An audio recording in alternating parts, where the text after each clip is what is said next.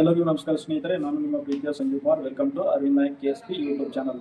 ನಾವು ಇಂದಿನ ಒಂದು ಸೆಷನ್ ಅಲ್ಲಿ ಏನು ತಿಳ್ಕೊಳ್ಳೋಣಪ್ಪ ಅಂದ್ರೆ ಪೊಲೀಸ್ ಪೇದೆಯ ಒಂದು ವಿಧಗಳು, ಅಂದರೆ KSRP, DR, CR ಮತ್ತು KSISF ಕಾನ್ಸ್ಟೇಬಲ್ಗಳ ಒಂದು ಕರ್ತವ್ಯವನ್ನು ತಿಳ್ಕೊಳ್ಳೋಣ. ಯಾವ ಹುದ್ದೆ ಏನು ಕರ್ತವ್ಯ ಮಾಡ್ತಾರೆ ಮತ್ತು ವಿಭಿನ್ನವಾಗಿ ಮತ್ತು ಯಾವ ಹುದ್ದೆಗೆ ಸೇರಿದ್ರೆ ಒಂದು ಅನುಕೂಲ ಆಗ್ತದೆ ಮತ್ತು ಆ ಹುದ್ದೆಯ ಇರುವಂತಹ ಅರ್ಹತೆಗಳು ಏನಂತೆ ನಾವು ಇಂದಿನ ಒಂದು ಸೆಷನ್ ಅಲ್ಲಿ ತಿಳಿದುಕೊಳ್ತಾ ಹೋಗೋಣ ಸ್ನೇಹಿತರೆ.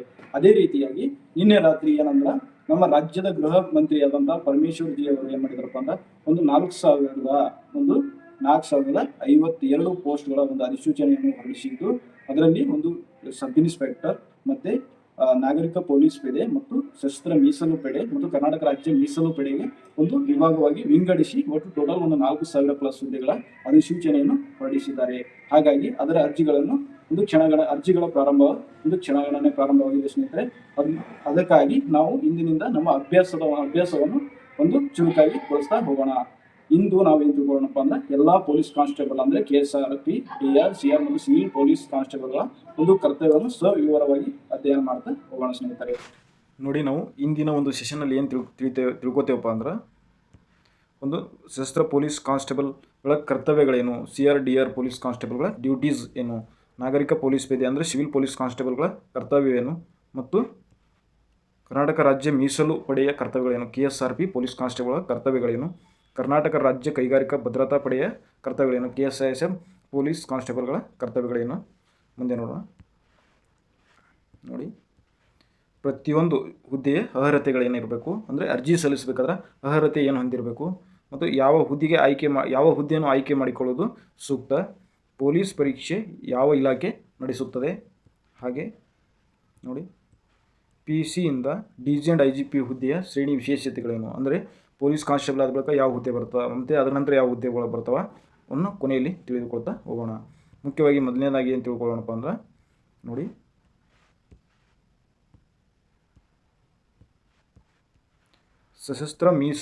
ಸಶಸ್ತ್ರ ಪೊಲೀಸ್ ಕಾನ್ಸ್ಟೇಬಲ್ ಅಂದರೆ CR ಮತ್ತು DAR ಪೊಲೀಸ್ ಕಾನ್ಸ್ಟೇಬಲ್ಗಳ ಒಂದು ಕರ್ತವ್ಯ. CR ಅಂದರೆ ಸಿಟಿ ಆರ್ಮ್ಡ್ ಒಂದು ರಿಸರ್ವ್ ಪೊಲೀಸ್ ಕಾನ್ಸ್ಟೇಬಲ್, ಡಿಸ್ಟಿಕ್ ಅಂದರೆ district armed reserve police constable ಆಗಿರುತ್ತೆ ಸ್ನೇಹಿತರೆ.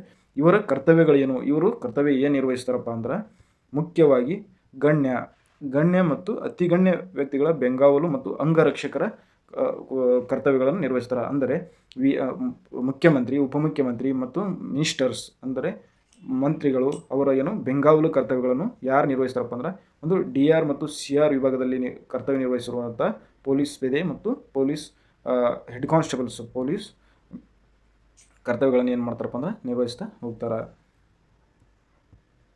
ಮುಂದೆ ನೋಡೋಣ. ನೋಡಿ, ನಿಮ್ಮ ಚಿತ್ರ ಸಮೇತ ಹಾಕಿದ್ದೀನಿ. ಇವರು DC ಸಾಹೇಬರಾಗಿರ್ತಾರೆ. DC ಸಾಹೇಬರು ಅವ್ರಿಗೆ ಏನಪ್ಪ ಅಂದ್ರೆ ಒಬ್ಬರು ಗನ್ಮ್ಯಾನ್ಗಳನ್ನು ಕೊಡ್ತಾರೆ. ಆ ಗನ್ಮ್ಯಾನ್ ಕರ್ತವ್ಯ ನಿರ್ವಹಿಸೋರು ಯಾರಪ್ಪ ಅಂದ್ರೆ DR ಅಥವಾ CR ಪೊಲೀಸ್ ಕಾನ್ಸ್ಟೇಬಲ್ಗಳು ನಿರ್ವಹಣೆ ಮಾಡ್ತಾರೆ. ಅದೇ ರೀತಿ ಚುನಾವಣೆ ಸಂದರ್ಭದಲ್ಲಿ ಇಲ್ಲಿ ನೋಡಿ, ಚುನಾವಣೆ ಸಂದರ್ಭದಲ್ಲಿ ಮತಪೆಟ್ಟಿಗೆಯ ಬೆಂಗಾವಲು ಕರ್ತವ್ಯಗಳು ಯಾರು ಮಾಡ್ತಾರೆ, ಈ ಮತಪೆಟ್ಟಿಗೆಯ ಬೆಂಗಾವಲು ಕರ್ತವ್ಯಗಳು ಯಾರು ಮಾಡ್ತಾರಪ್ಪ ಅಂದ್ರೆ ಒಂದು CR DR ಪೊಲೀಸರು ಮಾಡ್ತಾರೆ, KSRP ಮತ್ತು KSISF ಪೊಲೀಸ್ ಕಾನ್ಸ್ಟೇಬಲ್ ಅಥವಾ ಪೇದೆಗಳು ನಿರ್ವಹಿಸ್ತಾರೆ. ಅದಕ್ಕಿಂತ ಮುಖ್ಯವಾಗಿ DR ಮತ್ತು CR ಪೊಲೀಸ್ ಕಾನ್ಸ್ಟೇಬಲ್ ಹುದ್ದೆಯಲ್ಲಿರುವಂಥವರು ಈ ಬೆಂಗಾವಲು ಅಂದರೆ VIP ಎಸ್ಕಾರ್ಟ್ಸ್ಗಳು ಯಾರು ಮಾಡ್ತಾರಪ್ಪ ಅಂದ್ರೆ DR ಪೊಲೀಸ್ ಕಾನ್ಸ್ಟೇಬಲ್ಗಳು ಮಾಡ್ತಿರ್ತಾರೆ. ಮುಂದೆ ನೋಡೋಣ. ಆರೋಪಿಗಳ ಬೆಂಗಾವಲು ಕರ್ತವ್ಯ ಯಾರು ಮಾಡ್ತಾರಪ್ಪ ಅಂದ್ರೆ ಮುಖ್ಯವಾಗಿ CR ಪೊಲೀಸ್ ಅಥವಾ DR ಪೊಲೀಸ್ ಮಾಡ್ತಾರೆ. ಮುಂದೆ ನೋಡೋಣ. ಹಬ್ಬ ಹರಿದಿನಗಳ ಒಂದು ಪ್ಲಟೂನ್ ಕರ್ತವ್ಯಗಳು ಮಾಡ್ತಾರೆ. ಪ್ಲಟೂನ್ ಕರ್ತವ್ಯಗಳು ಅಂದರೆ ಹಬ್ಬ ಹರಿದಿನಗಳಲ್ಲಿ ಯಾವುದೇ ರೀತಿಯ ಒಂದು ಗಲಾಟೆ ಆಗದ ರೀತಿಯಲ್ಲಿ ನೋಡಿಕೊಳ್ಳೋದು, ಒಂದು ಕಾನೂನು ಸುವ್ಯವಸ್ಥೆಯನ್ನು ಕಾಪಾಡೋಕೆ ಏನು ಮಾಡ್ತಾರಪ್ಪ ಅಂದ್ರೆ ಒಂದು ಮುಂದಾಲೋಚನೆಯಾಗಿ ಒಂದು ಫಿಕ್ಸ್ ಪಾಯಿಂಟ್ ನೇಮಕ ಮಾಡಿ ಅಲ್ಲಿ ಒಂದು ವಾಹನದಲ್ಲಿ ಒಂದು 10 ರಿಂದ 15 ಜನ ಪೊಲೀಸರನ್ನು ನೇಮಕ ಮಾಡಿ ಒಂದು ಸ್ಥಳದಲ್ಲಿ ನೇಮಕ ಮಾಡ್ತಾರೆ ಸ್ನೇಹಿತರೆ. ಅದಕ್ಕೆ ಏನಂತಾರೆ ಅಂದ್ರೆ ಪ್ಲಟೂನ್ ಕರ್ತವ್ಯಗಳು ಆಗಿರ್ತವೆ. ಇದು ಸಿಟಿಯಲ್ಲಿ ಏನಾಗಿರುತ್ತಪ್ಪ ಅಂದ್ರೆ ಬೆಳಿಗ್ಗೆ 8 ರಿಂದ ಸಾಯಂಕಾಲ 8 2 ಶಿಫ್ಟಲ್ಲಿ ಕರ್ತವ್ಯ ಅಂದರೆ ನೋಡಿ, ಬೆಳಿಗ್ಗೆ 8 ರಿಂದ ಸಾಯಂಕಾಲ 8ರವರೆಗೆ 2 ಶಿಫ್ಟ್ನಲ್ಲಿ ಕರ್ತವ್ಯಗಳನ್ನು ನಿರ್ವಹಿಸ್ತಾ ಹೋಗ್ತಾರೆ. ಮುಂದೆ ಏನು ಮಾಡ್ತಾರಪ್ಪ ಅಂದ್ರೆ ಶ್ವಾನದಳ ನಿರ್ವಹಣೆಪ್ಪ ಅಂದ್ರೆ ಒಂದು ಡಾಗ್ಗಳನ್ನು ಟ್ರೈನಿಂಗ್ ಮಾಡೋದು ಮತ್ತು ಎಲ್ಲಿ ಒಂದು ಅಫೆನ್ಸ್ ನಡೆದಿರುತ್ತಲ್ಲ ಆ ಸ್ಥಳಕ್ಕೆ ಡಾಗ್ಗಳನ್ನು ಒಯ್ದು ಪರೀಕ್ಷೆ ಮಾಡಲು ಯಾವ ವಿಂಗ್ ಬಳಸ್ತಾರಪ್ಪ ಅಂದ್ರೆ ಒಂದು CR ದಲ್ಲಿ ಕರ್ತವ್ಯ ನಿರ್ವಹಿಸೋರು ಡಾಗ್ ಸ್ಕ್ವಾಡದಲ್ಲಿ ಕರ್ತವ್ಯಗಳನ್ನು ಮಾಡಬಹುದು. ನೋಡಿ, ಶ್ವಾನದಳ ಇದು ಇಮೇಜ್ ಹಾಕಿರ್ತೀನಿ, ನೋಡೋಕೆ ಸಾಧ್ಯ ಆಗಿರಬೇಕು. ಈ ಡಾಗ್ ಸ್ಕ್ವಾಡಲ್ಲಿ ಇರೋರೆಲ್ಲ CR ಮತ್ತು DR ಪೊಲೀಸ್ ಕಾನ್ಸ್ಟೇಬಲ್ಗಳು ಇರ್ತಾರೆ. ಮುಂದೆ ನೋಡೋಣ. ಪ್ರಧಾನ ಕಚೇರಿಯ ಪಹರೆ ಕರ್ತವ್ಯ ಅಂದರೆ ಹೆಡ್ ಕ್ವಾರ್ಟರ್ಸ್ನ ಪಹರೆ ಕರ್ತವ್ಯ ಯಾರು ಮಾಡ್ತಾರಪ್ಪ ಅಂದ್ರೆ ಒಂದು CR ಅಥವಾ DR ಪೊಲೀಸ್ ಕಾನ್ಸ್ಟೇಬಲ್ ಹುದ್ದೆಯಲ್ಲಿರುವವರು ಈ ಕರ್ತವ್ಯವನ್ನು ನಿರ್ವಹಿಸ್ತಾರೆ. ಅಂದರೆ ಒಂದು ಪ್ರಧಾನ ಕಚೇರಿಯ ಭದ್ರತೆಯನ್ನು ಕಾಪಾಡೋದು ಅಂದರೆ ಸಾರ್ವಜನಿಕರ ಆಸ್ತಿ ಪಾಸ್ತಿಗಳನ್ನು ಕಾಪಾಡುವುದು ಒಂದು ಮುಖ್ಯ ಗುರಿ ಆಗಿರುತ್ತದೆ. ಹಾಗಾಗಿ ಒಂದು ಪ್ರಧಾನ ಕಚೇರಿಯ ಒಂದು ರಕ್ಷಣೆ ಯಾರು ಮಾಡ್ತಾರಪ್ಪ ಅಂದ್ರೆ CR ಅಥವಾ DR ಪೊಲೀಸ್ ಕಾನ್ಸ್ಟೇಬಲ್ ಹುದ್ದೆಯಲ್ಲಿರುವವರು ಮಾಡ್ತಿರ್ತಾರೆ. ಮುಂದೆ ಹೋಗೋಣ. ಇಲ್ಲಿ ನೋಡಿ, ಇವರು ಏನು ಮಾಡ್ತಾರಪ್ಪ ಗಾರ್ಡ್ ಕರ್ತವ್ಯದಲ್ಲಿ ಇದ್ದಾರೆ ಸ್ನೇಹಿತರೆ. ಇದೊಂದು ಇಮೇಜ್ ನಿಮ್ಗೆ ಹಾಕಿರ್ತೀನಿ, ಇಮೇಜ್ ನೋಡಿ ನೀವು ನೆನಪಿಟ್ಕೊಳ್ಳೋಕ್ಕಾದರೂ ಸಾಧ್ಯ ಆಗಿರಬೇಕು. ಮುಂದೆ QRT team, QRT quick reaction ಟೀಮ್ನಲ್ಲಿ ಕರ್ತವ್ಯ ನಿರ್ವಹಿಸೋರು ಯಾರಪ್ಪ ಅಂದ್ರೆ ಇದೇ ವಿಂಗ್ದ ಅಧಿಕಾರಿ ಸಿಬ್ಬಂದಿಗಳು ಕೆಲಸ ಮಾಡ್ತಿರ್ತಾರೆ. ಮತ್ತು ಗಣ್ಯ ವ್ಯಕ್ತಿಗಳ ಮನೆಯ ಭದ್ರತೆ ಕಾರ್ಯ ಅಂದರೆ ಈಗ ಮುಖ್ಯಮಂತ್ರಿಯ ಮನೆಯ ಭದ್ರತೆ ಮತ್ತು ಉಪಮುಖ್ಯಮಂತ್ರಿ ಮತ್ತು ಮಂತ್ರಿಗಳ ಮನೆಯನ್ನು ಏನು ಮಾಡ್ತಾರೆ ಒಂದು ಪಹರೆ ಅಥವಾ ಗಾರ್ಡ್ ಕರ್ತವ್ಯಕ್ಕೆ ನೇಮಕ ಮಾಡ್ತಾರೆ. ಅವರಿಗೆ ಅಲ್ಲಿ ಏನೂ ತೊಂದರೆ ಆಗದ ರೀತಿ ನೋಡ್ಕೊಳ್ಳೋಕೆ ಏನು ಮಾಡ್ತಾರಪ್ಪ ಅಂದ್ರೆ ಒಂದು ಗಾರ್ಡ್ ಕರ್ತವ್ಯಗಳು ನಿರ್ವಹಿಸಕ್ಕೆ ಒಂದು CR DR ಪೊಲೀಸ್ ಕಾನ್ಸ್ಟೇಬಲ್ಗಳನ್ನು ನೇಮಕ ಮಾಡ್ತಾರೆ. ಮುಂದೆ ನೋಡೋಣ. ರಾಯಭಾರಿಗಳ ಬೆಂಗಾವಲು ಮತ್ತು ಅಂಗರಕ್ಷಕರ ಕರ್ತವ್ಯ ಅಂದರೆ ಬೇರೆ ದೇಶದ ರಾಯಭಾರಿಗಳ ಕಚೇರಿಗಳು ಭಾರತ ದೇಶದಲ್ಲಿ ಅಥವಾ ಕರ್ನಾಟಕ ರಾಜ್ಯದಲ್ಲಿ ಇರ್ತಾವಲ್ಲ, ಅವರಿಗೆ ರಕ್ಷಣೆ ಮಾಡೋಕೆ ಅಂಗರಕ್ಷಕರು ಅಥವಾ ಗನ್ಮ್ಯಾನ್ಗಳನ್ನು ಯಾರಿಗೆ ನೇಮಕ ಮಾಡ್ತಾರೆ ಅಂದ್ರೆ ಈ ಹುದ್ದೆಯಲ್ಲಿರುವವರಿಗೆ ನೇಮಕ ಮಾಡ್ತಾ ಹೋಗ್ತಾರೆ. ಮುಂದೆ ನೋಡೋಣ. ವಾಹನ ಚಾಲಕರಾಗಿ ಕರ್ತವ್ಯ ನಿರ್ವಹಣೆ ಅಂದರೆ ಪೊಲೀಸ್ ಇಲಾಖೆಯಲ್ಲಿ ಯಾವುದೇ ರೀತಿಯ ವಾಹನ ಚಾಲಕ ಹುದ್ದೆಗಳನ್ನು ಏನಪ್ಪ ಅಂದ್ರೆ ನೇಮಕ ಮಾಡಿರೋದಿಲ್ಲ. ಯಾರು ಪೊಲೀಸ್ ಈ ಕಾನ್ಸ್ಟೇಬಲ್ ಆಗಿ ನೇಮಕ ಮಾಡ್ತಾರಲ್ಲ ಸಶಸ್ತ್ರ ವಿಭಾಗದಲ್ಲಿ ಅಥವಾ CR DR ವಿಭಾಗದಲ್ಲಿ ಕಾನ್ಸ್ಟೇಬಲ್ ಆಗಿ ನೇಮಕ ಮಾಡ್ತಾರಲ್ಲ, ಅಲ್ಲಿ ಯಾರು ಇಚ್ಛೆ ಉಳ್ಳವರು, ಆಸಕ್ತಿ ಉಳ್ಳವರು, ಡ್ರೈವಿಂಗ್ನಲ್ಲಿ ಆಸಕ್ತಿ ಉಳ್ಳವ್ರಿಗೆ ಏನು ಮಾಡ್ತಾರಪ್ಪ ಅಂದ್ರೆ ಒಂದು ಚಾಲನಾ ವಿಭಾಗಕ್ಕೆ ಅಂದರೆ ಮೇಲಾಧಿಕಾರಿಗಳ ವಾಹನ ಚಾಲಕರಾಗಿ ಒಂದು ಕರ್ತವ್ಯ ನಿರ್ವಹಿಸಲು ಏನು ಮಾಡ್ತಾರಪ್ಪ ಅಂದ್ರೆ ನೇಮಕ ಮಾಡ್ತಾರೆ.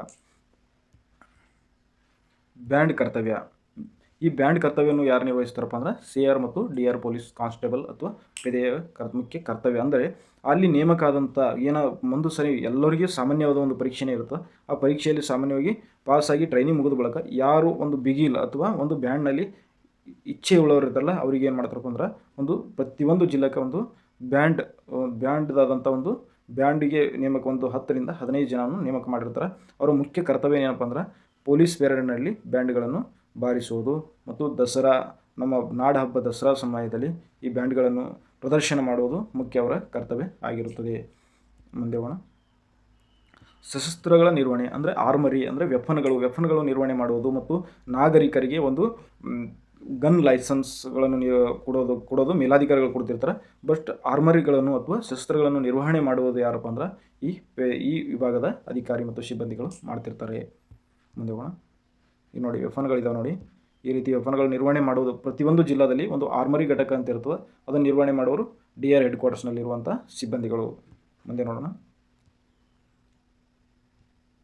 ಇವಾಗ ಏನು ನೋಡೋಣಪ್ಪ, ಸಿವಿಲ್ ಪೊಲೀಸ್ ಕಾನ್ಸ್ಟೇಬಲ್ ಹುದ್ದೆಯ ಕರ್ತವ್ಯಗಳೇನು, ನಾಗರಿಕ ಪೊಲೀಸ್ ಪೇದೆಯ ಒಂದು ಕರ್ತವ್ಯಗಳೇನು ಅಂತ ನೋಡ್ತಾ ಹೋಗೋಣ.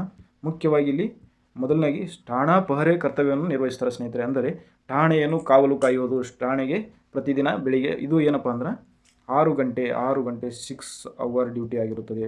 ಪ್ರತಿಯೊಬ್ಬ ವ್ಯಕ್ತಿಗೆ 6 ಗಂಟೆ ಡ್ಯೂಟಿ. ಅಂದರೆ ಬೆಳಿಗ್ಗೆ 8ರಿಂದ ಬಂದರೆ ಬೆಳಿಗ್ಗೆ 8 to 12ವರೆಗೆ, 12 to 8ವರೆಗೆ, ಈ ರೀತಿ 4 ಪಾಳಿಯಲ್ಲಿ ಕರ್ತವ್ಯ ನಿರ್ವಹಿಸ್ತಾ ಹೋಗ್ತಾರೆ. ಇವರ ಮುಖ್ಯ ಕರ್ತವ್ಯವೇ ಠಾಣೆಯನ್ನು ರಕ್ಷಣೆ ಮಾಡುವುದು, ಠಾಣೆಯಲ್ಲಿರುವಂಥ ಆಸ್ತಿ ಪಾಸ್ತಿಗಳನ್ನು ರಕ್ಷಣೆ ಮಾಡುವುದು. ಠಾಣೆಗೆ ಬಂದಂಥ ವ್ಯಕ್ತಿಗಳು ಇಲ್ಲಿದೆ ನೋಡಿ, ಠಾಣೆಗೆ ಬಂದಂಥ ಯಾರಾದರೂ ಬರ್ತಿರ್ತಾರಲ್ಲ ಕಂಪ್ಲೇಂಟ್ ಕೊಡೋ ದೂರುದಾರನಿಗೆ ಮೊದಲು ವಿಚಾರಣೆ ಮಾಡೋದು ಈ ಠಾಣಾ ಪಹರೆ ಕರ್ತವ್ಯದಲ್ಲಿರುವಂಥ ಸಿಬ್ಬಂದಿಗಳು. ನೆಕ್ಸ್ಟ್ ಏನಾಗುತ್ತಪ್ಪ ಅಂದ್ರೆ ಠಾಣೆಯ ದಿನಚರಿಯನ್ನು ನಿರ್ವಹಿಸುವಂಥ ಹೆಡ್ ಕಾನ್ಸ್ಟೇಬಲ್ಗಳಿಗೆ ವರ್ಗಾವಣೆ ಮಾಡ್ತಾರೆ. ಠಾಣೆಗೆ ಬಂದಾಗ ವಿಚಾರಣೆ ಮಾಡೋರು ಮೊಟ್ಟ ಮೊದಲು ವಿಸಿಟರ್ಸ್ ಬುಕ್ ಅಂತ ಇರ್ತದೆ. ಈ ಸಂದರ್ಶಕರ ಬುಕ್ಕದಲ್ಲಿ ಏನಪ್ಪ ಅಂದ್ರೆ ಯಾರೇ ಠಾಣೆಗೆ ಬರಲಿ ಅವರು ಬಂದಿರುವಂಥ ಉದ್ದೇಶಗಳನ್ನು, ಅವರು ಯಾವ ಅಧಿಕಾರಿಯನ್ನು ಭೇಟಿ ಮಾಡಲು ಇಚ್ಛೆ ಇರ್ತಾರೆ ಮತ್ತು ಅವರ ಡೀಟೇಲ್ಸ್ಗಳನ್ನು ಕಲೆಕ್ಟ್ ಮಾಡೋದು ಮುಖ್ಯವಾಗಿ ಪೊಲೀಸ್ ಠಾಣೆಯ ಪಹರೆ ಕರ್ತವ್ಯ ನಿರ್ವಹಿಸುವಂಥ ಒಂದು ಪೊಲೀಸ್ ಸಿಬ್ಬಂದಿಯ ಕರ್ತವ್ಯ ಆಗಿರ್ತದೆ. ಮತ್ತು ಮುಖ್ಯವಾಗಿ ರಾತ್ರಿ ಗಸ್ತು ಕರ್ತವ್ಯ. ಈ ರಾತ್ರಿ ಗಸ್ತು ಕರ್ತವ್ಯ ಹೆಂಗಿರುತ್ತಪ್ಪ ಅಂದ್ರೆ ನೋಡಿ, ಇದು ಪಾಳಿಯ ರೀತಿಯಲ್ಲಿ ಹೋಗುತ್ತಿದೆ. ರಾತ್ರಿ 10 ಗಂಟೆಯಿಂದ ಬೆಳಿಗ್ಗೆ 5 ಗಂಟೆವರೆಗೆ ರಾತ್ರಿ ಗಸ್ತು, ರಾತ್ರಿ 10 ಗಂಟೆಯಿಂದ ಬೆಳಿಗ್ಗೆ 5 ಗಂಟೆವರೆಗೆ ಈ ತಮ್ಮ ವ್ಯಾಪ್ತಿಯಲ್ಲಿ ಬರುವಂಥ ರಾತ್ರಿ ಗಸ್ತು ಕರ್ತವ್ಯವನ್ನು ನಿರ್ವಹಿಸ್ತಾ ಇರ್ತಾರೆ. ಹಾಗೆ ಬೀಟ್ ಉಸ್ತುವಾರಿ ಅಧಿಕಾರಿಯಾಗಿ ಕರ್ತವ್ಯ ನಿರ್ವಹಿಸ್ತಾರೆ. ಯಾವುದೇ ಒಂದು ಗ್ರಾಮೀಣ ವಿಭಾಗದ ಒಂದು ಠಾಣಾ ವ್ಯಾಪ್ತಿಯಲ್ಲಿ ಕರ್ತವ್ಯ ನಿರ್ವಹಿಸ್ತಿರುವಂಥ ಸಿವಿಲ್ ಪೊಲೀಸ್ ಸಿಬ್ಬಂದಿಗಳು ಏನಪ್ಪ ಅಂದ್ರೆ ಒಂದು ಪ್ರತಿಯೊಬ್ಬರಿಗೆ ಒಂದು ಅಥವಾ 2 ಊರುಗಳು ಏನಪ್ಪ ಅಂದ್ರೆ ಅವರಿಗೆ ಅಲಾಟ್ಮೆಂಟ್ ಮಾಡಿಕೊಟ್ಟಿರ್ತಾರೆ. ಆ ಊರಲ್ಲಿ ನಡೀತಿರುವಂಥ ಅಕ್ರಮ ಚಟುವಟಿಕೆಗಳಲ್ಲಿ ಅಥವಾ ಕಾನೂನು ಬಾಹಿರ ಚಟುವಟಿಕೆಗಳ ಬಗ್ಗೆ ಮಾಹಿತಿಯನ್ನು ಕಲೆ ಹಾಕಿ ಮೇಲಾಧಿಕಾರಿಗಳಿಗೆ ಒಪ್ಪಿಸುವುದು ಇವರ ಮುಖ್ಯ ಜವಾಬ್ದಾರಿ ಆಗಿರುತ್ತದೆ. ಮುಂದೆ ಜಾತ್ರಾ ಮತ್ತು ಚುನಾವಣೆ ಗಣ್ಯ ವ್ಯಕ್ತಿಗಳ ಒಂದು ಬಂದೋಬಸ್ತ್ ಕರ್ತವ್ಯವನ್ನು ಸಿವಿಲ್ ಪೊಲೀಸ್ ಕಾನ್ಸ್ಟೇಬಲ್ ಅಥವಾ ಸಿವಿಲ್ ಪೊಲೀಸ್ ಸಿಬ್ಬಂದಿಗಳು ನಿರ್ವಹಣೆ ಮಾಡ್ತಿರ್ತಾರೆ. ನೋಡಿ, ಇದು ಗಣೇಶ್ ಬಂದೋಬಸ್ತ್ ಕರ್ತವ್ಯದಲ್ಲಿ ಇರುವಂಥ ಸಿಬ್ಬಂದಿಗಳ ಒಂದು ಫೋಟೋವನ್ನು ಹಾಕಿದ್ದೀನಿ. ನೀವು ನೋಡೋಕೆ ಸಾಧ್ಯ ಆಗಿರಬೇಕು. ಯಾರು ನೋಡ್ತಿರ್ತಿರಲ್ಲ, ಮುಂದಿನ ಇದೇ ವರ್ಷದಲ್ಲಿ ಮುಂದಿನ ಗಣಪತಿ ಹಬ್ಬಕ್ಕೆ ನೀವು ಬಂದೋಬಸ್ತ್ ಮಾಡಲು ಸಾಧ್ಯ ಆಗಬೇಕು ಸ್ನೇಹಿತರೆ. ಇವತ್ತಿನಿಂದ ನೀವು ಓದಲು ಪ್ರಯತ್ನಿಸಿ. 100% ಸಾಧಿಸ್ತೀರಿ ಅಂತ ನಾನು ಹೇಳ್ತೀನಿ. ದಯವಿಟ್ಟು ಪ್ರಾಮಾಣಿಕವಾಗಿ ಯಾರು ಪ್ರಯತ್ನ ಪಡ್ತಿರಲ್ಲ ಅವರಿಗೆ ಒಂದಿಲ್ಲ ಒಂದಿನ ಏನಾಗ್ತದೆ, ಯಶಸ್ಸು ಅನ್ನೋದು ಬಂದೇ ಬರ್ತದೆ. ಮುಂದೆ ನೋಡೋಣ. ತನಿಖಾ ಸಹಾಯಕರಾಗಿ ಕರ್ತವ್ಯ ನಿರ್ವಹಣೆ ಮಾಡ್ತಾರೆ. ಅಂದರೆ ಒಂದು ಪೊಲೀಸ್ ಠಾಣೆಯಲ್ಲಿ ತನಿಖಾಧಿಕಾರಿಯಾಗಿ ಯಾರು ಇರ್ತಾರಪ್ಪ ಅಂದ್ರೆ ಒಬ್ಬ ಹೆಡ್ ಕಾನ್ಸ್ಟೇಬಲ್ ಅಥವಾ PSI ಆ್ಯಂಡ್ CP ಆ್ಯಂಡ್ ಅಬೋ ಅಧಿಕಾರಿಗಳು, ಅಂದರೆ PC ಆ್ಯಂಡ್ ಅಬೋ ಅಧಿಕಾರಿಗಳೆಲ್ಲ ತನಿಖಾಧಿಕಾರಿಗಳಾಗಿ ಕರ್ತವ್ಯ ನಿರ್ವಹಿಸ್ತಾರೆ. ಅವರಿಗೆ ಸಹಾಯಕರಾಗಿ ಯಾರು ಕೆಲಸ ಮಾಡ್ತಾರಪ್ಪ ಅಂದ್ರೆ ಪೊಲೀಸ್ ಸಿಬ್ಬಂದಿಗಳು ಅಥವಾ ಪೊಲೀಸ್ ಕಾನ್ಸ್ಟೇಬಲ್ಗಳು ಸಹಾಯಕರಾಗಿ ಕರ್ತವ್ಯವನ್ನು ನಿರ್ವಹಿಸ್ತಾ ಹೋಗ್ತಾರೆ. ಮುಖ್ಯವಾಗಿ ಪೊಲೀಸ್ ಠಾಣೆಯ ಬರಹಗಾರರಾಗಿ ಕರ್ತವ್ಯ ನಿರ್ವಹಿಸೋರು ಪೊಲೀಸ್ ಕಾನ್ಸ್ಟೇಬಲ್. ಅಂದರೆ ಪೊಲೀಸ್ ಠಾಣೆಯಲ್ಲಿರುವಂಥ ದಾಖಲಾತಿಗಳನ್ನು ನಿರ್ವಹಣೆ ಮಾಡೋದಕ್ಕಾಗಿ ಒಬ್ಬರು ನೇಮಕ ಮಾಡಿರ್ತಾರೆ ಸ್ನೇಹಿತರೆ. ಅವರನ್ನು ಠಾಣಾ ಬರಹಗಾರರು ಅಂತ ಕರಿತೀವಿ. ಅವರ ಮುಖ್ಯ ಜವಾಬ್ದಾರಿ ಏನಪ್ಪ ಅಂದರೆ ಠಾಣೆಯಲ್ಲಿರುವಂಥ ಪ್ರತಿಯೊಂದು ದಾಖಲಾತಿಗಳನ್ನು ಅಪ್ಡೇಟ್ ಮಾಡ್ತಾ ಇರ್ತಾರೆ ಡೈಲಿ, ಪ್ರತಿದಿನವೂ. ಮುಂದೆ ಗುಪ್ತ ಮಾಹಿತಿ ಸಂಗ್ರಾಹಕರಾಗಿ ಕರ್ತವ್ಯವನ್ನು ನಿರ್ವಹಿಸ್ತಾರೆ. ಅಂದರೆ ಇದು ಯಾವುದೇ ಆದಂಥ ಒಂದು ಊರಲ್ಲಿ ಮುಂದಾಲೋಚನೆ ಅಲ್ಲಿ ಏನಾದರೂ ಜಗಳ ನಡೀತಿರ್ತಾವ, ಅಥವಾ ಯಾವ ಊರಲ್ಲಿ ಏನು ಜಗಳ ನಡೀತಾವ, ಅಥವಾ ಯಾವ ಊರಲ್ಲಿ ಜಾತ್ರೆ ಇದೆ ಮುಂದಿನ ದಿನಗಳಲ್ಲಂತೆ ಅಡ್ವಾನ್ಸ್ ಆಗಿ ಮಾಹಿತಿಯನ್ನು ಕಲೆಕ್ಟ್ ಮಾಡ್ತಾರಲ್ಲ, ಅವರು ಗುಪ್ತ ಮಾಹಿತಿಯನ್ನು ಆಗಿ ಇಲ್ಲಿ ಕರ್ತವ್ಯ ನಿರ್ವಹಿಸ್ತಾ ಹೋಗ್ತಾರೆ. ಮುಂದೆ ನೋಡೋಣ. ಸಮನ್ಸ್ಗಳನ್ನು ಜಾರಿಗೆ ಮಾಡೋದು ಒಬ್ಬ ಪೊಲೀಸ್ ಕಾನ್ಸ್ಟೇಬಲ್ ಮುಖ್ಯ ಕರ್ತವ್ಯ ಆಗಿರುತ್ತೆ. ಅದೇ ವಾರೆಂಟ್ಗಳನ್ನು ಜಾರಿಗೆ ಮಾಡುವುದು ಹೆಡ್ ಕಾನ್ಸ್ಟೇಬಲ್ಗಳು ವಾರೆಂಟ್ಗಳನ್ನು ಜಾರಿಗೆ ಮಾಡ್ತಾರೆ ಸ್ನೇಹಿತರೆ. ಸಮನ್ಸ್ಗಳು ಜಾರಿಗೆ ಮಾಡೋದು ಯಾರಪ್ಪ ಅಂದ್ರೆ ಪೊಲೀಸ್ ಪೇದೆ ಜಾರಿಗೆ ಮಾಡ್ತಾ ಹೋಗ್ತಾರೆ. ಇದು ಒಂದು ಮುಖ್ಯ ಕರ್ತವ್ಯ ಆಗ್ತಿರ್ತದೆ. ಮತ್ತು ಕೋರ್ಟ್ ಕರ್ತವ್ಯಗಳು JMFC ಸೆಷನ್ ಕೋರ್ಟ್ಸ್ಗಳ ಒಂದು ಕರ್ತವ್ಯ ನಿರ್ವಹಣೆ ಮಾಡೋರು ಯಾರಪ್ಪ ಅಂದ್ರೆ ಪೊಲೀಸ್ ಕಾನ್ಸ್ಟೇಬಲ್ಗಳು ಕರ್ತವ್ಯ ನಿರ್ವಹಿಸ್ತಾರೆ. ಮುಂದೆ ಹೋಗೋಣ. ಪೊಲೀಸ್ ಠಾಣಾ ದಿನಚರಿಯನ್ನು ಬರೆಯೋದು ಇದು ಹೆಡ್ ಕಾನ್ಸ್ಟೇಬಲ್ಗಳು ಬರೀತಾರೆ ಸ್ನೇಹಿತರೆ. ಪೊಲೀಸ್ ಕಾನ್ಸ್ಟೇಬಲ್ಗಳು ಬರೆಯೋದಿಲ್ಲ. ಪೊಲೀಸ್ ಕಾನ್ಸ್ಟೇಬಲ್ ಆದವಾಗ ಪ್ರಮೋಷನ್ ಆಗ್ತದಲ್ಲ, ಆ ನಂತರ ಹೆಡ್ ಕಾನ್ಸ್ಟೇಬಲ್ ಹುದ್ದೆಯಲ್ಲಿರುವವರು ಏನಪ್ಪ ಅಂದ್ರೆ ಪ್ರತಿದಿನ ಠಾಣಾ ದಿನಚರಿಯನ್ನು ಬರಿತಾ ಹೋಗ್ತಾರೆ. ಮುಂದೆ ಹೋಗೋಣ. ಆವಾಗಲೇ ಹೇಳಿದೆ, ವಿಸಿಟರ್ಸ್ ಬುಕ್ಕನ್ನು ಬರೆಯೋದು ಅಥವಾ ಸಂದರ್ಶಕರ ಭೇಟಿಯ ಪುಸ್ತಕವನ್ನು ಬರೆಯೋದು. ಯಾರ್ಯಾರು ಪೊಲೀಸ್ ಸ್ಟೇಷನ್ಗೆ ಬರ್ತಿರ್ತಾರಲ್ಲ, ಡೈಲಿ ಅವರು ಬಂದ ಉದ್ದೇಶಗಳೇನು, ಅವರು ಯಾವ ಅಧಿಕಾರಿಗೆ ಭೇಟಿ ಆಗಕ್ಕೆ ಬಂದಾರ ಅಂತ ನಾವು ಪುಸ್ತಕದಲ್ಲಿ ಬರೆದಿಟ್ಕೊಳ್ಳೋಕೆ ಸಾಧ್ಯ ಆಗಿರ್ತದೆ. ಮುಂದೆ ನೋಡೋಣ. ಇಲ್ಲಿಯೂ ಸುದ ಏನಾಗುತ್ತೆ ಅಂದ್ರೆ ಆರೋಪಿಗಳ ಬೆಂಗಾವಲು ಕರ್ತವ್ಯವನ್ನು ಸಿವಿಲ್ ಪೊಲೀಸರು ಮಾಡ್ತಿರ್ತಾರೆ. ಮುಖ್ಯವಾಗಿ ಇನ್ನೊಂದು ಏನಪ್ಪ ಅಂದ್ರೆ ಸಿವಿಲ್ ಪೊಲೀಸ್ ಕಾನ್ಸ್ಟೇಬಲ್ಗಳ ಆಯ್ಕೆ ಆದ ಬಳಿಕ 2 ವಿಂಗ್ ಬರ್ತವೆ ಸ್ನೇಹಿತರೆ. ಒಂದು ಸಂಚಾರಿ ವಿಭಾಗ, ಒಂದು ಕಾನೂನು ಸುವ್ಯವಸ್ಥೆ ಒಂದು ವಿಭಾಗ ಬರ್ತದೆ. ಅದರಲ್ಲಿ ಸಂಚಾರಿ ವಿಭಾಗದಲ್ಲಿ ಕರ್ತವ್ಯ ನಿರ್ವಹಿಸೋರು ಸಂಚಾರಿ ಕರ್ತವ್ಯಗಳನ್ನು ನಿರ್ವಹಿಸ್ತಾ ಹೋಗ್ತಾರೆ. ಯಾರು ಸಂಚಾರಿ ನಿಯಮಗಳನ್ನು ಉಲ್ಲಂಘನೆ ಮಾಡ್ತಾರಲ್ಲ ಅವರಿಗೆ ದಂಡವನ್ನು ವಿಧಿಸುವಕ್ಕೊಂದು ಕರ್ತವ್ಯಗಳು. ಮತ್ತು VIP ಆ್ಯಂಡ್ VVIP ಪರ್ಸನ್, ಅತಿಗಣ್ಯ ಮತ್ತು ಅತಿಗಣ್ಯ ವ್ಯಕ್ತಿಗಳ ಒಂದು ರಸ್ತೆ ಸುರಕ್ಷತೆಯ ಬಗ್ಗೆ ಅಥವಾ ಅವರಿಗೆ ಒಂದು ಸರಳ ಮಾರ್ಗವನ್ನು ಇದು ಮಾಡೋಕ್ಕೆ ಈ ಟ್ರಾಫಿಕ್ ಪೊಲೀಸರು ಕರ್ತವ್ಯವನ್ನು ನಿರ್ವಹಿಸ್ತಾ ಹೋಗ್ತಾರೆ. ಪಿಕೆಟಿಂಗ್ ಕರ್ತವ್ಯಗಳು ಮುಖ್ಯವಾಗಿ ಸಿವಿಲ್ ಪೊಲೀಸ್ ಆ್ಯಂಡ್ ಎಲ್ಲ CRದವರು ಈ ಕರ್ತವ್ಯಗಳನ್ನು ಮಾಡ್ತಾ ಹೋಗ್ತಾರೆ ಸ್ನೇಹಿತರೆ. ಪಿಕೆಟಿಂಗ್ ಕರ್ತವ್ಯ ಅಂದರೆ ಯಾವುದೇ ಒಂದು ಗಲಾಟೆಗಳು ಆದಂಥ ಸ್ಥಳದಲ್ಲಿ ಅಲ್ಲಿ ಮುಂದೆ ಯಾವುದೇ ರೀತಿ ಗಲಾಟೆ ಆಗದೇ ಇರುವ ರೀತಿ ನೋಡಿಕೊಳ್ಳಲು ಏನು ಮಾಡ್ತಾರಪ್ಪ ಅಂದ್ರೆ ಒಂದು ಪಿಕೆಟಿಂಗ್ ಕರ್ತವ್ಯವನ್ನು ನಿರ್ವಹಿಸೋಕೆ ಮೇಲಾಧಿಕಾರಿಗಳು ನೇಮಕ ಮಾಡ್ತಾ ಹೋಗ್ತಾರೆ. ಮುಂದೆ ನೋಡೋಣ.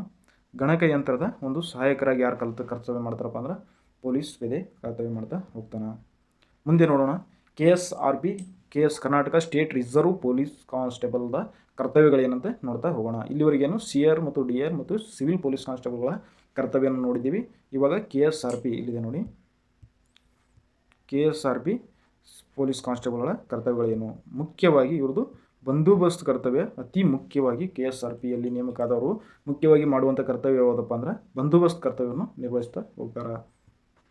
ಮುಂದೆ ನೋಡೋಣ. ಠಾಣೆಯ ಪಹರೆ ಕರ್ತವ್ಯ ಆಲ್ರೆಡಿ ಹೇಳಿದಲ್ಲ. ಠಾಣೆಯ HQ ಹೆಡ್ ಕ್ವಾರ್ಟರ್ಸ್ ಪ್ರಧಾನ ಕಚೇರಿಯ ಒಂದು ಪಹರೆ ಕರ್ತವ್ಯಗಳನ್ನು ನಿರ್ವಹಿಸ್ತಾ ಹೋಗ್ತಾರೆ. ತಮ್ಮಲ್ಲಿರುವಂಥ ಒಂದು ಪ್ರಧಾನ ಕಚೇರಿಯ ದಾಖಲಾತಿಗಳು ಮತ್ತು ಆಸ್ತಿಪಾಸ್ತಿಗಳನ್ನು ರಕ್ಷಣೆ ಮಾಡುವುದು ಇವರ ಒಂದು ಮುಖ್ಯ ಕರ್ತವ್ಯ ಆಗಿರುತ್ತದೆ. ಮುಂದೆ ನೋಡೋಣ. ಪೆರೇಡ್ ಕರ್ತವ್ಯ. ಈ ಪೊಲೀಸ್ ಇಲಾಖೆಯಲ್ಲಿ ಯಾವುದೇ ವಿಂಗಿಗೆ ಸೇರಿದ್ರು ನೀವು ಪೆರೇಡ್ ಕರ್ತವ್ಯ ಕಡ್ಡಾಯವಾಗಿರುತ್ತದೆ. ಪೊಲೀಸ್ ಇಲಾಖೆ ಒಂದು ಶಿಸ್ತಿನ ಇಲಾಖೆ ಆಗಿದ್ದರಿಂದ ಕಂಪಲ್ಸರಿ ಎಲ್ಲ ಅಧಿಕಾರಿ ಸಿಬ್ಬಂದಿ ಒಂದು ಪಿ ಸಿಯಿಂದ DG ಆ್ಯಂಡ್ IG ಸಾಹೇಬರವರೆಗೂ ಏನಪ್ಪ ಅಂದ್ರೆ ಒಂದು ಪೆರೇಡ್ ಕರ್ತವ್ಯಗಳನ್ನು ಮಾಡತಕ್ಕದ್ದು ಇದು ಪ್ರಮುಖ ಆದ್ಯ ಕರ್ತವ್ಯ ಆಗಿರುತ್ತದೆ. ಮುಂದೆ ನೋಡಿ, ADI ಕರ್ತವ್ಯ, ಅಸಿಸ್ಟೆಂಟ್ ಡ್ರಿಲ್ ಇನ್ಸ್ಟ್ರಕ್ಟರ್ ಅಂತಾರೆ. ಈ ಕರ್ತವ್ಯ ಯಾರು ಮಾಡ್ತಾರಪ್ಪ ಅಂದ್ರೆ KSRP ವಿಭಾಗದಲ್ಲಿ ನೇಮಕವಾದಂಥ ಸಿಬ್ಬಂದಿಗಳು ಏನು ಮಾಡ್ತಾರೆ ಅಂದ್ರೆ ಮುಂದೆ ಬರುವಂಥ ಪೊಲೀಸ್ ಕಾನ್ಸ್ಟೇಬಲ್ಗಳಿಗೆ ಒಂದು ಔಟ್ಡೋರ್ ಏನಿರ್ತಾವಲ್ಲ ಒಂದು ಪೆರೇಡನ್ನು ಕಲಿಸೋದಾಗಲಿ, ಅಟೆನ್ಷನ್ ಸ್ಟ್ಯಾಂಡರ್ಡೀಸ್ ಕಲಿಸೋದಾಗಲಿ, ಪ್ರತಿಯೊಂದು ಮೂಲ ಬುನಾದಿ ತರಬೇತಿ ಯಾರು ಕೊಡ್ತಾರಪ್ಪ ಅಂದ್ರೆ ಈ ADIಗಳು ಕೊಡ್ತಾ ಹೋಗ್ತಾರೆ. ಮುಂದೆ ನೋಡೋಣ,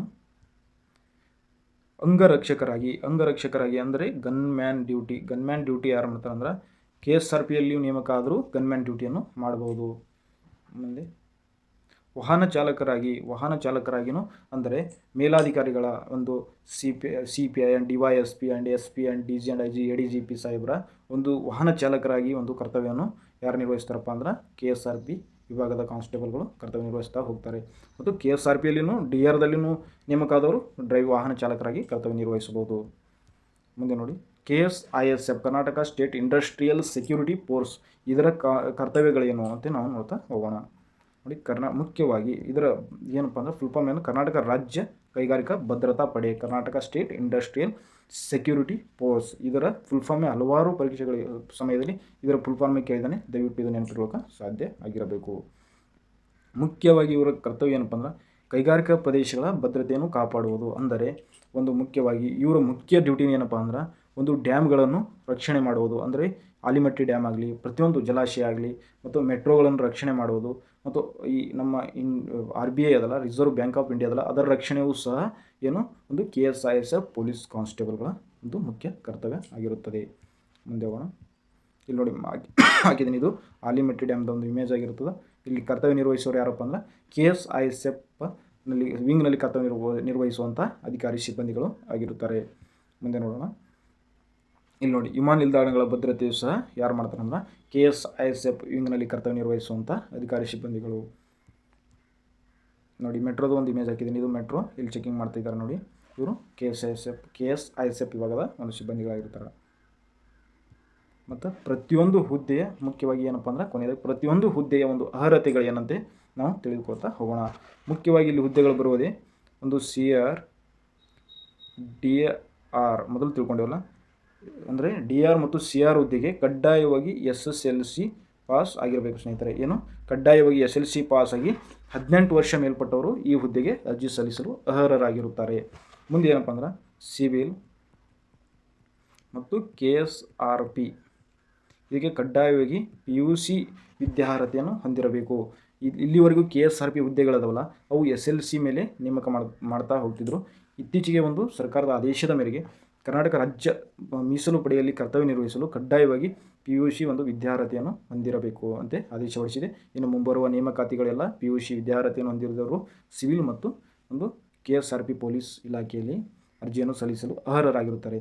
ಇದರಲ್ಲಿ ಇನ್ನೊಂದು ಸ್ವಲ್ಪ ಡಿಫ್ರೆನ್ಸ್ ಏನಿದೆಯಪ್ಪ ಅಂದ್ರೆ ಸಿವಿಲ್ ಹುದ್ದೆಗಳಿಗೆ ಅರ್ಜಿ ಸಲ್ಲಿಸುವವರು ಕಡ್ಡಾಯವಾಗಿ 19 ವರ್ಷ ವಯೋಮಾನದವರು ಆಗಿರಬೇಕು. ಆದರೆ KSRP ವಿಂಗದಲ್ಲಿ ಏನಾದರೂ ಅರ್ಜಿ ಸಲ್ಲಿಸಬೇಕಾದ್ರೆ 18 ವರ್ಷ ವಯಸ್ಸು ಮುಗಿದಿದ್ದರೆ ನೀವು ಅರ್ಜಿ ಸಲ್ಲಿಸಲು ಅರ್ಹರು ಆಗಿರುತ್ತೀರಿ. ಇನ್ನೊಂದು ಬರುತ್ತೆ KSISF, ಇದು ಇದೆಯಲ್ಲ, ಇದಕ್ಕೆ SSLC ಮುಕ್ತಾಯವಾದರೆ, SSLC ಪೂರ್ಣಗೊಂಡರೆ ಈ ಹುದ್ದೆಗೆ ನೀವು ಅರ್ಜಿ ಸಲ್ಲಿಸಲು ಅರ್ಹರಾಗಿರುತ್ತೀರಿ. ಇದು ಕೊನೆಯಲ್ಲಿ ಹೇಳ್ತೀನಿ, ಯಾವ ಹುದ್ದೆಯನ್ನು ಆಯ್ಕೆ ಮಾಡಿಕೊಳ್ಳೋದು ಸೂಕ್ತತೆ ನಾನು ಕೊನೆಯಲ್ಲಿ ಹೇಳ್ತಾ ಹೋಗ್ತೀನಿ. ಇಲ್ಲಿ ನೋಡಿ, PC to DG and IGP ಹುದ್ದೆಗಳ ಒಂದು ಒಂದು ಯಾರು ಇರ್ತಾರೆ ಅಂದ್ರೆ ಮುಖ್ಯವಾಗಿ ನೋಡ್ತಾ ಹೋಗಬೇಕು. PC ಆದ ಬಳಿಕೆ ಹೆಡ್ ಕಾನ್ಸ್ಟೇಬಲ್ HC ಇರ್ತಾರೆ. ಅದರ ಮ್ಯಾಗೆ ASI ಅಂತ ಇರ್ತಾರೆ, ಅದರ ಮೇಲಾಧಿಕಾರಿಗಳು PSI ಅಂತ ಇರ್ತಾರೆ. ಈ PSI ಮೇಲಾಧಿಕಾರಿಗಳು ಯಾರಪ್ಪ ಅಂದ್ರೆ CPI or PI police inspector ಅಥವಾ ಸರ್ಕಲ್ ಪೊಲೀಸ್ ಇನ್ಸ್ಪೆಕ್ಟರ್ಗಳು ಆಗಿರುತ್ತಾರೆ. ಅದರ ನಂತರ DYSP, ಅದರ ನಂತರ SP ಹುದ್ದೆ ಆಗಿರುತ್ತಾರೆ. ಅದರ ನಂತರ DIGP, ನಂತರ IGP, ನಂತರ ADGP,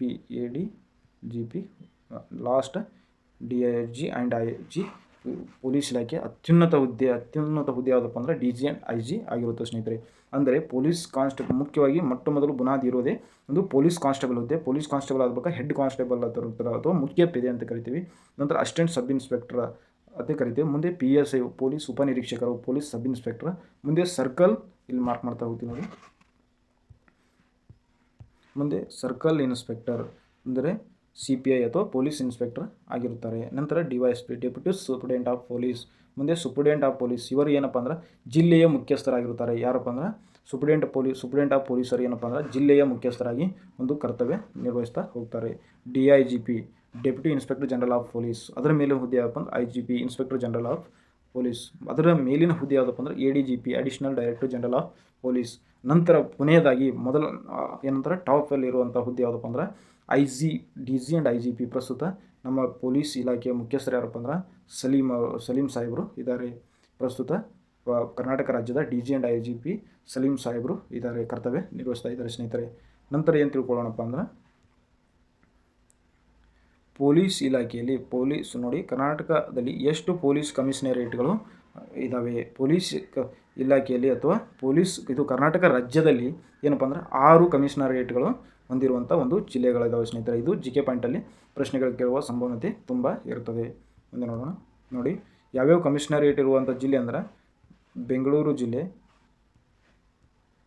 ಮತ್ತು ಮಂಗಳೂರು ಜಿಲ್ಲೆ, ದಾವಣಗೆರೆ ಜಿಲ್ಲೆ, ಬೆಳಗಾಂ ಜಿಲ್ಲೆ, ಗುಲ್ಬರ್ಗ ಜಿಲ್ಲೆ ಮತ್ತು ಮೈಸೂರು ಜಿಲ್ಲೆಗಳು ಏನಪ್ಪ ಅಂದ್ರೆ ಕಮಿಷನರೇಟ್ಗಳನ್ನು ಹೊಂದಿರುವಂಥ ಜಿಲ್ಲೆಗಳು. ಒಟ್ಟು 6 ಕಮಿಷನರೇಟ್ಗಳನ್ನು ಹೊಂದಿರುವಂಥ ಒಂದು ಜಿಲ್ಲೆಗಳು ಕರ್ನಾಟಕ ರಾಜ್ಯದಲ್ಲಿ ಇದ್ದಾವೆ. ಮುಂದೆ ಎಷ್ಟು ವಲಯಗಳಿದ್ದಾವೆ ಕರ್ನಾಟಕದಲ್ಲಿ? ಕರ್ನಾಟಕದಲ್ಲಿ ಪ್ರಸ್ತುತವಾಗಿ 7 ವಲಯಗಳನ್ನು ಹೊಂದಿದೆ ಸ್ನೇಹಿತರೆ. ಉತ್ತರ, ದಕ್ಷಿಣ, ಪೂರ್ವ ಮತ್ತು ಪಶ್ಚಿಮ, ಕೇಂದ್ರ ವಲಯ, ಈಶಾನ್ಯ ವಲಯಂತೆ ಒಟ್ಟು ಟೋಟಲ್ 7 ವಲಯಗಳನ್ನು ಕರ್ನಾಟಕ ರಾಜ್ಯ ಪೊಲೀಸ್ ಇಲಾಖೆಯಲ್ಲಿ ಹೊಂದಿದೆ. ಆಡಳಿತದ ಅನುಕೂಲಕ್ಕೋಸ್ಕರ ಈ ರೀತಿ ವಲಯಗಳಾಗಿ ವಿಂಗಡಿಸ್ತಾ ಹೋಗ್ತಾರೆ. ಮುಂದೆ ಹೋಗೋಣ.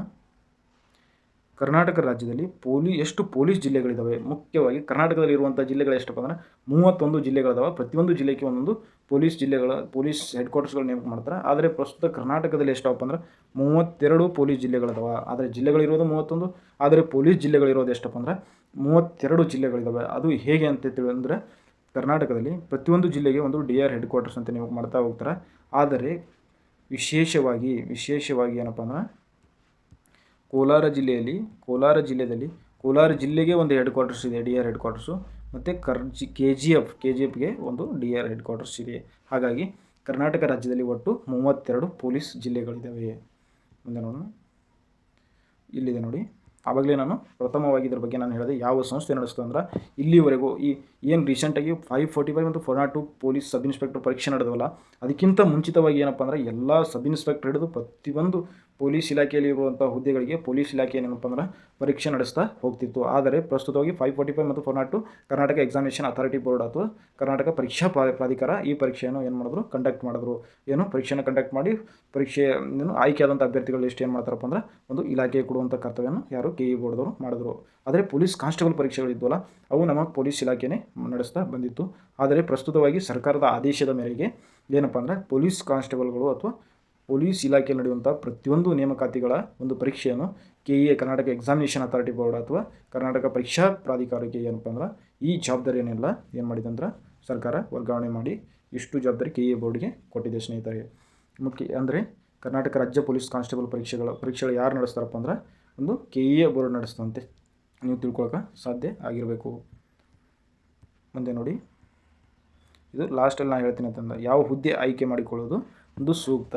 ಯಾವ ಹುದ್ದೆ ಆಯ್ಕೆ ಮಾಡಿಕೊಳ್ಳೋದು ಅಂದರೆ ನನ್ನ ಒಂದು ಪರ್ಸ್ನಲ್ ಒಪಿನಿಯನ್ ಪ್ರಕಾರ ನಾನು ಹೇಳ್ತೀನಿ. ನಿಮಗೆ ಇಷ್ಟ ಬಂದಿದ್ದು ನೀವು ಆಯ್ಕೆ ಮಾಡ್ಕೊಳ್ಳೋಕೆ ಸಾಧ್ಯ ಆಗಿರಬೇಕು.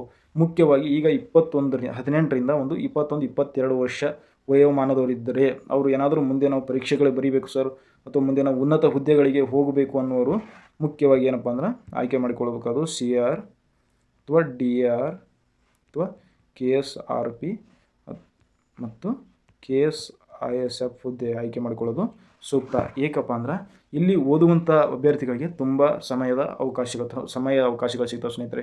ಯಾಕಂದರೆ ಇಲ್ಲಿ ಬಂದೋಬಸ್ತ್ ಕರ್ತವ್ಯಗಳು ಅಥವಾ KSISFದಲ್ಲಿ 6 ಅವರ್ ಕರ್ತವ್ಯ ಇರ್ತದೆ. 6 ಅವರ್ ಕರ್ತವ್ಯ ಮುಗಿದು ಹೋದ ಬಳಿಕ ನಿಮ್ಗೆ ಯಾರು ಫೋನು ಮಾಡೋಲ್ಲ, ಏನೂ ಡಿಸ್ಟರ್ಬೆನ್ಸ್ ಇರಲ್ಲ. ಉಳಿದ ಸಮಯವನ್ನು ನೀವು ಅಧ್ಯಯನಕ್ಕೆ ನೀವು ಮೀಸಲಿಡ್ಬೋದು. ಮತ್ತು ಓದಿರೋರು ಲಾಸ್ಟ್ ಏಜಲ್ಲಿರೋರು 26, 27, 28 ಇಂಥ ವಯಸ್ಸವ್ರು ನಮಗೆ ಓದೋಕ್ಕೆ ಇಂಟ್ರೆಸ್ಟ್ ಇಲ್ಲ ಸರ್, ಒಂದು ಹುದ್ದೆಯನ್ನು ಸೇರಿದ್ರೆ ಸಾಕು, ಅಲ್ಲೇ ನಾವು ಲೈಫ್ ಸೆಟ್ಲ್ ಮಾಡ್ಕೊಂಡ್ಬಿಡ್ತೀವಿ, ಅಲ್ಲೇ ನಾವು ತೃಪ್ತರಾಗಿರ್ತೀವಿ ಅನ್ನೋರು ಸಿವಿಲ್ ಪೊಲೀಸ್ ಕಾನ್ಸ್ಟೇಬಲ್ಗಳನ್ನು ಸಿವಿಲ್ ಪೊಲೀಸ್ ಹುದ್ದೆಗೆ ಆಯ್ಕೆಗೆ ಒಂದು ಸೇರಿಕೊಳ್ಳೋದು ಸೂಕ್ತ ಅನ್ನೋದು ನನ್ನ ಒಂದು ಪರ್ಸನಲ್ ಒಪಿನಿಯನ್. ಆದರೆ ಓದುವಂಥ ಅಭ್ಯರ್ಥಿಗಳು, ಸರ್ ನಮಗೆ ಮನೆಯಲ್ಲಿ ಫೈನಾನ್ಷಿಯಲಿ ತುಂಬ ಕಷ್ಟ ಇದೆ, ನನಗೆ ಓದಬೇಕಂತ ತುಂಬ ಇಷ್ಟ, ಆದರೆ ನಾನು ಯಾವ ಹುದ್ದೆಗೆ ಸೇರಲಿ ಸರ್ ಅಂದರೆ, ನೀವು ಮೊದಲು ಏನು ಮಾಡಿ CR ಅಥವಾ DR ಅಥವಾ KSRP KSICP ಯಾವುದೇ ಒಂದು ರಿಸರ್ವ್ ಹುದ್ದೆಗೆ ನೀವು ಆಯ್ಕೆಯಾಗಿ ಅಲ್ಲಿ ನೀವು ಕೂತ್ಕೊಂಡು ಓದೋಕ್ಕೆ ತುಂಬ ಸಮಯ ಇರುತ್ತೆ. ಮತ್ತು ನೀವು ಯಾವಾಗ ಆರ್ಥಿಕವಾಗಿ ಸಬಲರಾಗ್ತಿರಲ್ಲ, ನಿಮಗೆ ಸ್ವಲ್ಪ ಸಮಯ ಮುಂದೆ ಸ್ವಲ್ಪ ಜಾಸ್ತಿ ಸಮಯ ತೊಗೊಂಡ್ರು ಯಾವುದೇ ಟೆನ್ಷನ್ ಇರೋದಿಲ್ಲ, ಆರಾಮಾಗಿ ಕೂತು ಓದ್ಕೊಂಡು ಉನ್ನತ ಹುದ್ದೆಗೆ ಸೇರುವ ಒಂದು ಅವಕಾಶ ತುಂಬ ಇರುತ್ತೆ ಸ್ನೇಹಿತರೆ. ಇಲ್ಲಿವರೆಗೂ ತರಗತಿ ಕೇಳಿದ ಅಥವಾ ಇಲ್ಲಿವರೆಗೂ ಈ ತರಗತಿಯನ್ನು ವೀಕ್ಷಿಸಿದ ನನ್ನೆಲ್ಲ ಸ್ನೇಹಿತರಿಗೆ ತುಂಬ ಹೃದಯದ ಒಂದು ಧನ್ಯವಾದಗಳು.